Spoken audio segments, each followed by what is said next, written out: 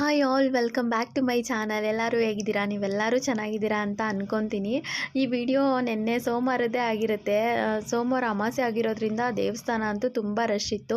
ಇನ್ನು ನಮ್ಮದು 6 ಇಯರ್ಸ್ ಆ್ಯನಿವರ್ಸರಿನೂ ಇತ್ತು. ನಾನು ಟೆಂಪಲ್ಗೆ ಹೋಗಲೇಬೇಕು ಅಂತ ಅಂದ್ಕೊಂಡ್ಬಿಟ್ಟಿದ್ದೆ ಮನಸ್ಸಲ್ಲಿ. ತುಂಬ ಲೇಟ್ ಆಯಿತು, ಸಖತ್ ರಶ್ ಇತ್ತು, ಸಿಕ್ಕಾಪಟ್ಟೆ ಮಕ್ಕಳು ಹೋಗೋದೇ ಬೇಡ ಅಂತಿದ್ರು, ಅಷ್ಟು ರಶ್ ಇತ್ತು. ಆದ್ರೂ ಹೋಗಿ ಬಂದೆ. ಮನಸ್ಸಿಗೆ ಏನೋ ಒಂಥರ ಸಮಾಧಾನ, ಖುಷಿ. ನಮ್ಮ ಮನೆಯವರಂತೂ ಯಾವ ಟೆಂಪಲ್ಗೂ ಕರ್ಕೊಂಡು ಹೋಗಲ್ಲ, ನಾನು ಮಕ್ಕಳೇ ಇಬ್ಬರೇ ಹೋಗಬೇಕು ಯಾವಾಗ್ಲೂ.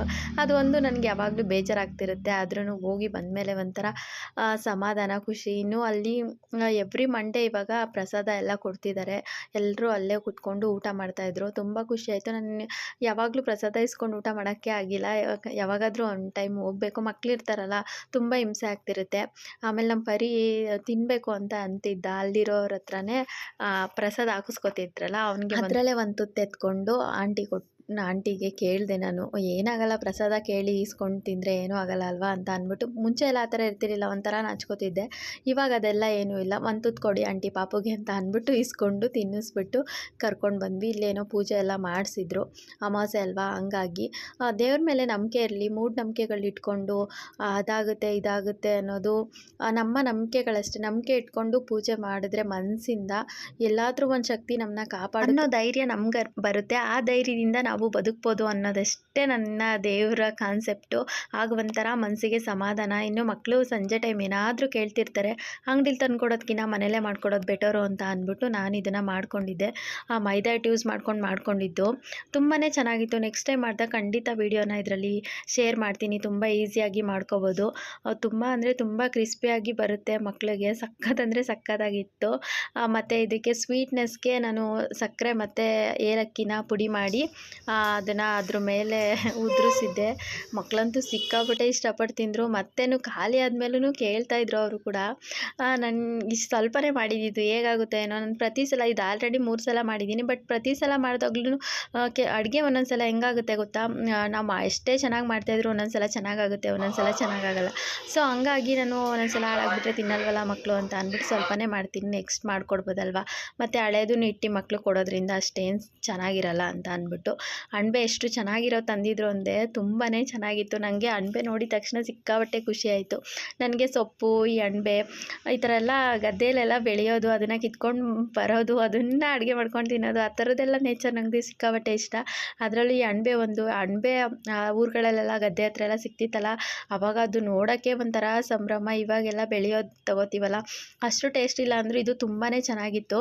ಮತ್ತು ನಮ್ಮ ಮನೆಯವ್ರು ಹೇಳ್ತಿದ್ರು, ಮಶ್ರೂಮ್ ತಂದಿದ ತಕ್ಷಣ ಅಣಬೆ ತಂದಿದ ತಕ್ಷಣ ಆವಾಗ ಇಂಗ್ಲೀಷ್ ಹೆಂಗಾಗ್ಬಿಟ್ಟಿದೆ ನೋಡಿ, ಅವಾಗವಾಗ ಮಧ್ಯದಲ್ಲಿ ಬಂದೇ ಬಿಡುತ್ತೆ, ಏನು ಮಾಡೋಕ್ಕಾಗಲ್ಲ. ನಮ್ಮ ನೇಚರ್ ಅದು. ಎಲ್ಲರ ಬಾಯಲ್ಲೂ ಅದು ರಪ ರಪ ಅಂತ ಬಂದ್ಬಿಡುತ್ತೆ. ಇನ್ನು ನಾವು ಇದನ್ನ ಕೈಯಲ್ಲೇ ಈ ಥರ ಬಿಡಿಸ್ಕೋಬೋದು. ಇಷ್ಟು ಸಣ್ಣದಾಗಿ ಬಿಡಿಸ್ಕೊಂಡಿದ್ದೆ. ಇನ್ನು ಸಣ್ಣದು ಬರುತ್ತಲ್ಲ, ಅದನ್ನು ಕಟ್ ಮಾಡಲೇಬೇಕು. ಅದಾದರೆ ಒಂದೊಂದೇ ಹಿಡ್ಕೊಂಡು ತೊಳಿಬೋದು. ಇದನ್ನು ಈ ಥರ ಸಣ್ಣದಾಗಿ ಬಿಡಿಸ್ಕೊಂಡು ಇನ್ನು ಮಸಾಲೆ ರುಬ್ಕೊಳ್ಳೋಕ್ಕೆ ನಾನು ಕಡಲೆ, 1 ಟೊಮೆಟೊ, ಬೆಳ್ಳುಳ್ಳಿ, ಚಕ್ಕೆ, ಲವಂಗ ಇಷ್ಟನ್ನು ತೊಗೊಂಡಿದ್ದೆ. ಮತ್ತು ತೆಂಗಿನಕಾಯಿ, ಕೊತ್ತಂಬರಿ ಸೊಪ್ಪು, ಈರುಳ್ಳಿ. ನಮ್ಮ ಮನೇಲಿ ನಮ್ಮಮ್ಮ ಅಜ್ಜಿ ಹೆಂಗೆ ಮಾಡ್ತಿದ್ರು ನಾನು ಹಂಗೆ ಮಾಡ್ತೀನಿ. ಯಾಕಂದರೆ ನಾವು ಅದೇ ಟೇಸ್ಟಲ್ಲಲ್ವ ಬೆಳೆದಿರೋದು. ಸೊ ಹಂಗಾಗಿ ಇಷ್ಟನ್ನು ಹಾಕಿ ಚೆನ್ನಾಗಿ ಕರ್ರ್ ಮಾಡೋಣ, ಮಿಕ್ಸಿಯಲ್ಲಿ ರುಬ್ಕೊಂಬರೋಣ. ಸಖತ್ತಂದರೆ ಸಖತ್ತಾಗಿತ್ತು ಟೇಸ್ಟು. ನಾನು ಮಾಡಬೇಕಾದ್ರೆ ಅನ್ಕೋತಿದ್ದೆ, ನಾನು ಚೆನ್ನಾಗಿ ಮಾಡ್ತೀನಿ, ಇದನ್ನು ಕ್ಲಿಪ್ಪಿಂಗ್ಸ್ ತೊಗೊಳ್ಳೇಬೇಕು. ಯಾಕಂದರೆ ನಾವು ಸುಮಾರು ಸಲ ಮಾಡಿರೋ ರೆಸಿಪಿ ಅಲ್ವಾ. ಸೊ ಹಂಗಾಗಿ ಗೊತ್ತಿಲ್ಲದವ್ರವ್ರಿಗೆ ಹೆಲ್ಪ್ ಆಗುತ್ತೆ. ನಮ್ಮ ಮನೆಯವ್ರು ತಂದ ತಕ್ಷಣ ನಿಂಗೆ ಮಾಡೋಕ್ಕೆ ಬರುತ್ತಾ ಇಲ್ವಾ ಅಂತ ಫಸ್ಟ್ ಕೇಳಿದವರು. ನಂಗೆ ಮಾಡೋಕ್ಕೆ ಬರುತ್ತೆ ಸಾಂಬಾರೆಲ್ಲ, ನಾನು ಮಾಡ್ತೀನಿ ಬಿಡು ಅಂತ ಅಂದೆ. ಯಾಕಂದರೆ ನಾನು ಚಿಕ್ಕವಳಿದ್ದಾಗೆಲ್ಲ ಮಾಡ್ತಾಯಿದ್ರು, ಅವಾಗೆಲ್ಲ ನಾನು ನೋಡ್ಕೊಂಡಿದ್ದೆ. ಆಮೇಲೆ ನಾನು ಕೂಡ ಮಾಡಿದ್ದೀನಿ ಎಷ್ಟೊಂದು ಸಲ.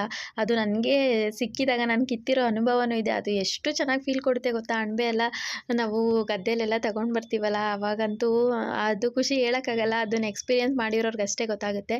ಇದನ್ನು ಚೆನ್ನಾಗಿ ರುಬ್ಕೊಂಬಿಟ್ಟು ಇದಕ್ಕೆ ನಾನು ಧನಿಯಾ ಪುಡಿ, ಚಿಲ್ಲಿ ಪುಡಿ 2 ಮಿಕ್ಸ್ ಮಾಡಿ, ಮತ್ತು ನಮ್ಮ ಮನೇಲಿ ಬೇಳೆ ಸಾಂಬಾರು ಪುಡಿ ಮಾಡ್ಕೊಂಡಿರ್ತೀವಲ್ಲ, ಅದನ್ನು 1 ಸ್ಪೂನ್ ಆ್ಯಡ್ ಮಾಡ್ತೀನಿ ನಾನು. ಪ್ರತಿ ಸಲವೂ ಅಷ್ಟೇ, ಚಿಕನ್ ಮಟನ್ ಸಾಂಬಾರ್ಗೂ ನಾನು ಧನಿಯಾ ಪುಡಿ, ಚಿಲ್ಲಿ ಪೌಡರು ಮತ್ತು ನಾನು ಬೇಳೆ ಸಾಂಬಾರ್ಗೆ ಹಾಕಿರೋ ಪೌಡರ್ನ ನಾನು 1 ಸ್ಪೂನ್ ಆದರೂ ಯೂಸ್ ಮಾಡ್ತೀನಿ. ಅದು ತುಂಬ ಚೆನ್ನಾಗಿ ಟೇಸ್ಟ್ ಕೊಡುತ್ತೆ. ಹಂಗಾಗಿ ತುಂಬಾ ಚೆನ್ನಾಗಿರುತ್ತೆ. ಚೆನ್ನಾಗಿ ಇದನ್ನು ನೈಸಾಗಿ ರುಬ್ಕೊಂಡು ಬರಬೇಕು. ಎಷ್ಟು ನಮಗೆ ನೈಸಾಗಿ ರುಬ್ಬೋಕ್ಕಾಗುತ್ತೆ ಅಷ್ಟು ರುಬ್ಕೋಬೇಕು.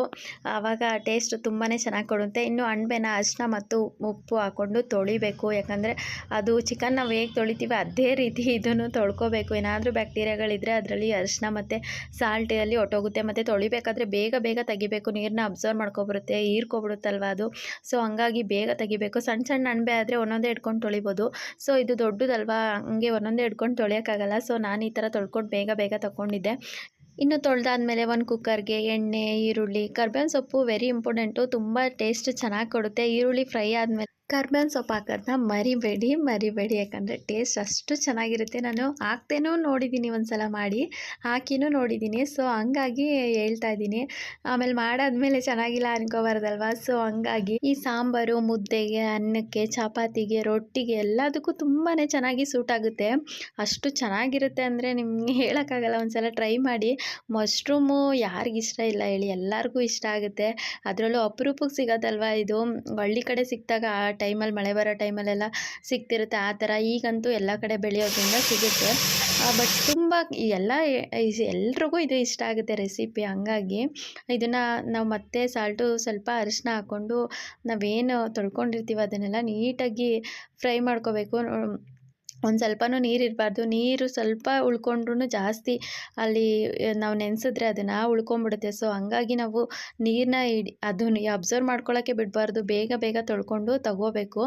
ಇದೆಲ್ಲ ಚೆನ್ನಾಗಿ ಆಯಿಲಲ್ಲಿ ಫ್ರೈ ಆದಮೇಲೆ ನಾವೇನು ಮಸಾಲೆನ ರುಬ್ಕೊಂಡಿದ್ದೀವಿ ಆ ಮಸಾಲೆನ ರುಬ್ಕೊಂಡು ನಾವು ಎಷ್ಟು ನೀರು ಬೇಕೋ ಅಷ್ಟನ್ನು ಹಾಕೋಬೇಕು. ತುಂಬ ತೆಳ್ಳಗೂ ಇರಬಾರ್ದು, ಗಟ್ಟಿಗೂ ಇರಬಾರ್ದು.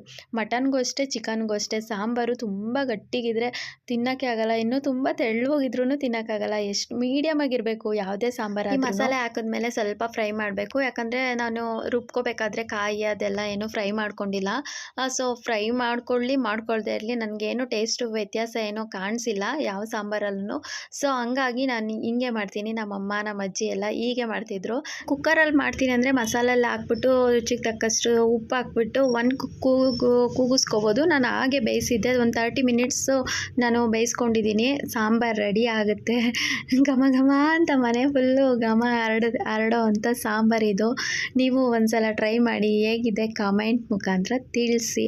ವಿಡಿಯೋ ಇಷ್ಟ ಆದರೆ ಲೈಕ್, ಕಮೆಂಟ್, ಶೇರ್ ಮಾಡಿ. ಇನ್ನೂ ಇಷ್ಟ ಆದರೆ ಸಬ್ಸ್ಕ್ರೈಬ್ ಮಾಡಿಕೊಂಡು ಹೀಗೆ ಸಪೋರ್ಟ್ ಮಾಡ್ತಾಯಿರಿ.